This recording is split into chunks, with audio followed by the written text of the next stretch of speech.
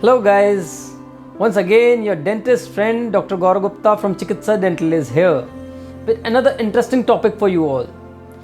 Just think, if we can avoid lots of dental problems simply by a little bit of prevention and maintaining good oral hygiene. Yes, of course, prevention is always better than cure. And it holds true here also when it comes to dental problems. For this, we need certain tools which can be of great help to us for maintaining good oral hygiene. The first and most important one is a toothbrush. Every one of us knows we need a toothbrush to keep our teeth clean, but many of us don't give a good thought about it.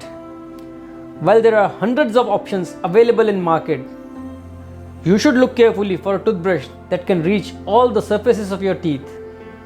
At the same time, it's also important to find a brush that includes a textured tongue cleaner, because the bacteria that causes oral malodor often lives on your tongue. The next thing to select is a good toothpaste. This is a critical component of your oral hygiene routine for prevention of dental cavities.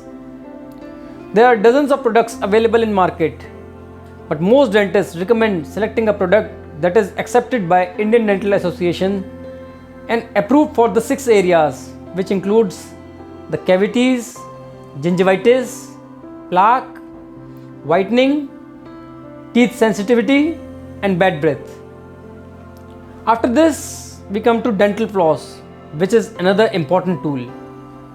Flossing on regular basis is very important. By removing food particles from between our teeth, flossing can help us to prevent dental cavities. Many people find it difficult to use, but nowadays we have options of floss sticks, which is very convenient to use. And last but not the least is mouthwash. Mouthwash is often the final step in the effective daily oral hygiene routine.